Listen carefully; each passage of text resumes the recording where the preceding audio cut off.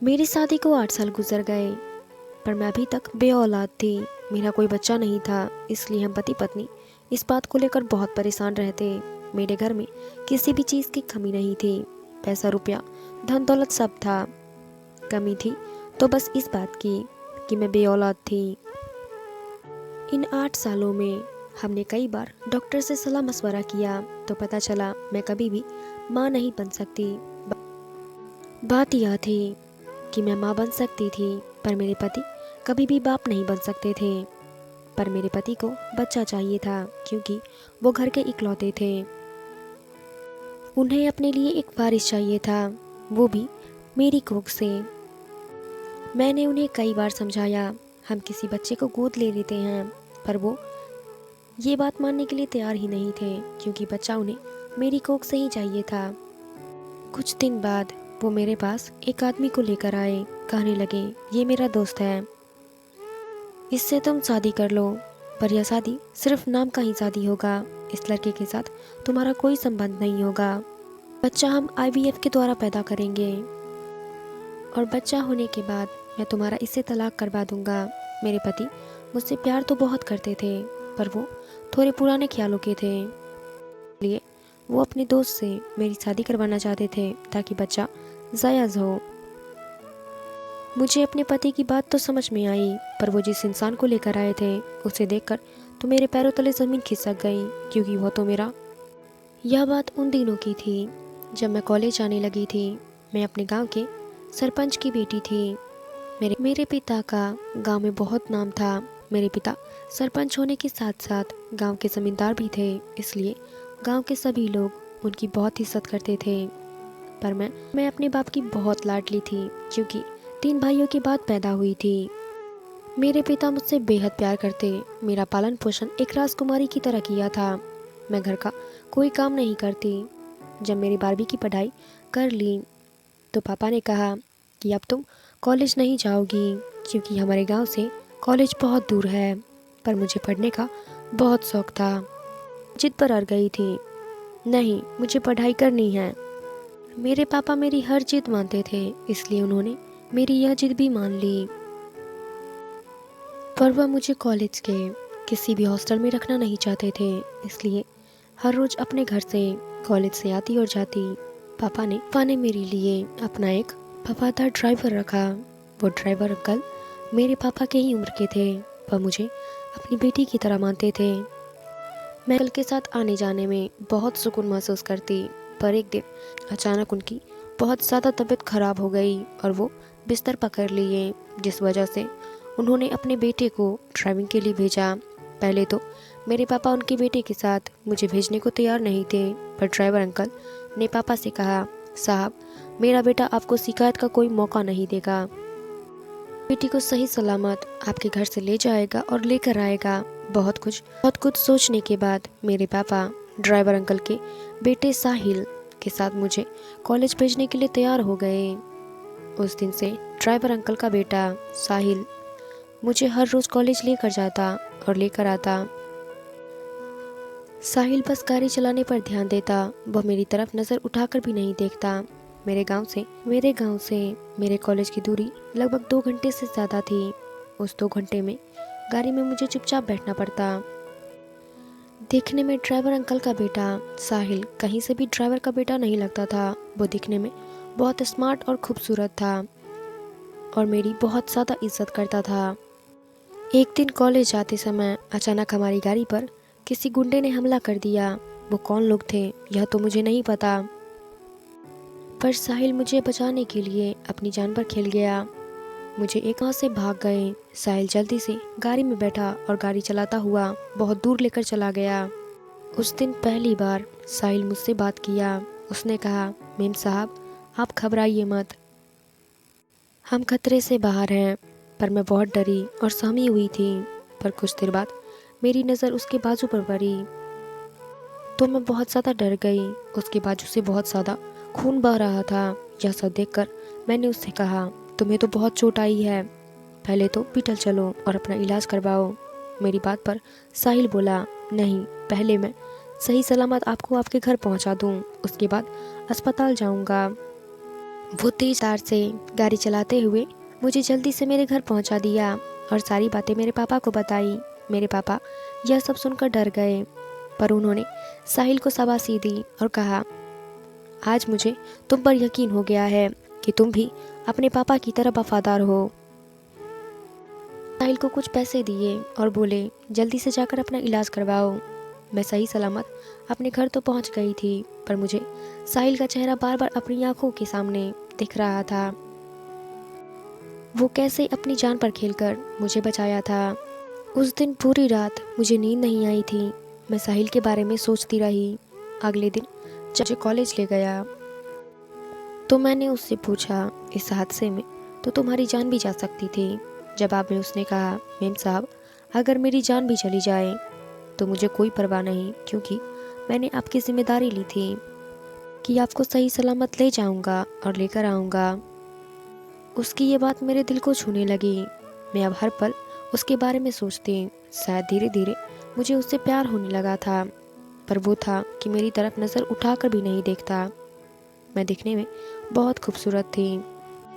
अगर कोई मुझे नज़र देखता तो दोबारा पलटकर ज़रूर देखता। पर साहिल था कि जैसे पत्थर का बना हुआ था, मेरी तरफ नज़र उठाकर भी नहीं देखता। धीरे धीरे अब गुस्सा आने लगा था। उसकी झुकी हुई आंखें मेरा सुख चैन सब छीन ली थी। एक दिन कॉलेज आते समय मैंने उससे कहा कि साहिल, मैं तुमसे प्यार करती हूँ। यह सुनते ही उसने गाड़ी को तेजी से ब्रेक मारा और मेरी तरफ गुस्से से देखा, पर वो मुझसे कहा, कुछ भी नहीं। वह फिर से गाड़ी चलाने लगा। काफ़ी दिन गुजर गए, पर साहिल की तरफ से कोई जवाब नहीं मिला। एक दिन की बात है, सुबह जब मैं कॉलेज के लिए निकली, कुछ दूर चली गई तो मैंने साहिल से कहकर गाड़ी रुकवाया और गाड़ी की अगली सीट पर जाकर बैठ गई। साहिल यह देखकर हैरान था। अपने हाथों में पकड़ा और फूट फूट कर रोते हुए कहने लगी, साहिल, मैं तुम्हारे प्यार में पागल हूँ। मैं तुम्हारे बिना नहीं जी सकती। तो पहली बार इतनी बेबस और लाचार हुई थी। मेरी यह बात सुनते ही साहिल ने मुझे तेज थप्पड़ पर जड़ दिया और बोला, शर्म नहीं आती तुम्हें अपनी बाप की इज्जत उछालते? जाकर पीछे बैठो। अगर आइंदा मुझसे ऐसी बातें की तो मुझसे बुरा कोई नहीं होगा। अगर ऐसा ही रहा तो एक दिन मैं तुम्हारे पापा को सब कुछ बता दूंगा। तुम्हारी हरकतें कई दिनों से मैं बर्दाश्त कर रहा हूँ, इसलिए कि तुम्हारी पढ़ाई ना छूटे। लेकिन अब बहुत हो, ऐसा ही रहा तो मुझे एक न एक दिन बताना ही पड़ेगा। हम नमक हराम नहीं हैं और ना ही कभी नमक हरामी करेंगे। मुझे उसकी अकड़ बहुत अजीब लगी। मैं पहली बार किसी के सामने इतनी बेबस और लाचार हुई थी और उसने मुझे दिया। मुझे अपनी यह बेइज्जती बर्दाश्त नहीं हो रही थी। वो मुझे कॉलेज ले जाने की बजाय सीधा घर गाड़ी मोड़ लिया और घर लेकर चला गया। जब मैं घर आने लगा, मेम साहब, मेरे पापा की तबीयत अब पहले से बेहतर हो गई है। आएंगे और लेकर आएंगे। कल से मैं नहीं आऊँगा। यही कहकर वह जाने लगा। मैंने उसे रोकते हुए कहा, साहिल, मेरी एक बात सुनते जाओ। आज रात 12 बजे अगर तुम मेरे कमरे में नहीं, हमारे इंतज़ार में जहर खाकर मर जाऊंगी।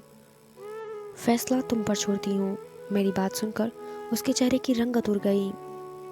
यही कहकर मैं अपनी गई। मुझे अपने थप्पड़ से ज़्यादा अपने दिल पर चोट लगी थी और वो चोट उबल रही थी। आग तो ऐसी लगी थी कि बुझाई नहीं बुझती। उसने मेरे प्यार का यह जवाब दिया, शादी तो किसी हाल पर मैं उसी से करूँगी। यही सोचते सोचते मैं अपने कमरे तक पहुँच गई। मुझे यकीन था कि जो मैंने उसे दी है वो आएगा ज़रूर। लगभग रात के 12 बजे मेरी खिड़की पर आहट हुई और खिड़की खोल दी। सामने बेबसी से खड़ा मुझे देख रहा था। उसको यूं बेबस देखकर लग रहा था कि मैं जो कुछ भी कर रही हूँ वो गलत कर रही हूँ, पर मुझे कुछ भी नहीं सूझ रहा था। मैंने उसको अपने कमरे की तरफ खींचा और उसे पकड़कर यूं शोर मचाने लगी। मेरी हरकत देखकर वो घबरा गया और कुछ ही देर में मेरा दरवाज़ा बजने लगा। मैं चिल्ला रही थी, तभी मेरे घर वाले मेरा दरवाज़ा खोल दिए। मेरे घर के सभी सदस्य मेरे कमरे तक पहुंच आए और मेरे साथ साहिल को देखकर गुस्से में यह कमरे में कैसे आया। अपने पापा को देखते ही मैं रोते हुए उनके पास गई और गलत इल्ज़ाम लगा दिया। साहिल मेरे मुंह से यह सब सुनकर दंग रह गया और अपनी सफाई देने लगा, पर उसकी सुनता वालों ने और उसे मारने पीटने लगे। बात जब हद से ज़्यादा बढ़ने लगी तो मैंने खुद ही साहिल को बचाया और अपने पापा से कहने लगी, रहने दीजिए, इसे मत मारिए, यह मर जाएगा। अब तो जो होना था वो हो गया। अपने घर की इज्जत बचाने के लिए दादी इसी के साथ कर दें। मैं इसके साथ अपनी पूरी ज़िंदगी गुजार लूँगी। मेरी बात सुनते ही मेरे पापा ने कहा, ठीक है, और साहिल से कहा कि तुम शादी के बारे में हम किसी दिन और बात करेंगे। हम तुम्हारी शादी अपनी बेटी से करवा देंगे। पर साहिल को इस बात से कोई फ़र्क नहीं पड़ रहा था। वो तो बस अपनी सफाई देने में लगा हुआ था। वह कह रहा था कि साहब, इसमें मेरी कोई गलती नहीं है, मैंने कुछ नहीं किया। मेरे पापा ने कहा था, नहीं, तुम यहाँ से बच जाओ। यह सब सुनकर मैं बहुत खुश हो गई। बेशक मेरा तरीका गलत था, पर अब मुझे मेरा प्यार मिलने वाला था। कुछ दिन बाद मेरे घर में मेरी शादी की तैयारियां चलने लगी। मैं बहुत खुश थी।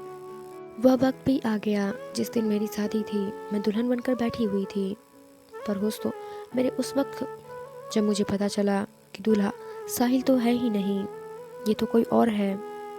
यह सब देखकर तो मेरे होश उड़ गए। मेरी माँ ने मुझे आकर बहुत समझाया कि तेरी शादी हम जिससे कर रहे हैं, तो उससे शादी करने को तैयार हो जा, वरना बहुत बुरा हो जाएगा, क्योंकि तेरा आशिक साहिल अब मर चुका है। साहिल के मरने की खबर सुनकर तो मेरा दिल जैसे बैठ ही गया था। मेरा सब कुछ लूट गया था। मेरे पापा और मेरे भाइयों ने उसे जान से मार दिया था। यह सब सुनकर मैं फूट फूट कर रोने लगी। पर अब तो जो होना था वो हो चुका था। मेरे घर वालों ने ज़बरदस्ती मेरी शादी एक अनजान इंसान से कर दी थी। ससुराल जाते वक्त मैं पूरे रास्ते भर रोती रही।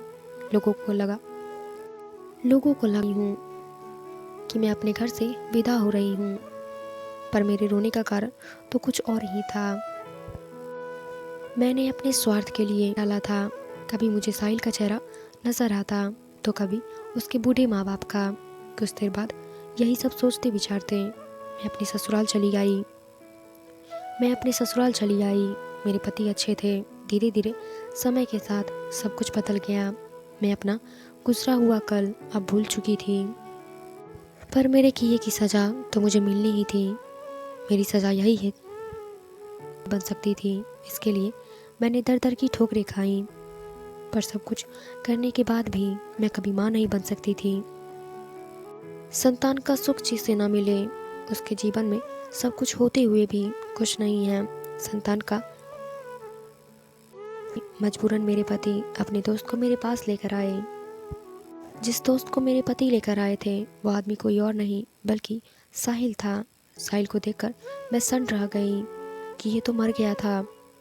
उस वक्त मैंने उससे कोई जवाब सवाल नहीं किया। वह भी मुझे देखकर पहचान गया, पर कुछ नहीं बोला, क्योंकि शायद यह उजाड़ना नहीं चाहता था। पर एक दिन अचानक एक हादसा हुआ। मेरी दुनिया उजड़ चुकी थी। मेरे पति कार एक्सीडेंट में मारे गए थे। मेरे पति की मौत की खबर सुनकर साहिल मेरे घर पर आया था। उसे देखकर मैं फूट फूट कर रोने लगी। उसने मुझे समझाया और कहा, रो मत, पर मुझे तुमसे जवाब चाहिए कि तुमने मेरे साथ उस दिन ऐसा क्यों किया। मैंने पूरी बात साहिल को बताई कि मैं तुम्हें किसी हाल में भी पाना चाहती थी, इसलिए मैंने तुम्हारे साथ ऐसा किया। मुझे लगा कि यह सब करने के बाद मेरे घर वाले मेरी शादी तुम्हारे साथ करवा देंगे, पर सब कुछ उलट पुलट हो गया। मेरे घर वालों ने तो मुझे मारकर फेंक दिया था। तो तुम बच कैसे गए? साहिल ने बताया, उन्होंने मुझे मारकर फेंक तो दिया था, पर मेरी सांस चल रही थी। किसी नेक इंसान ने मुझे देखा और अस्पताल तक पहुंचा दिया। मैं ठीक हो गया। ठीक होने के बाद मैं वो गाँव छोड़कर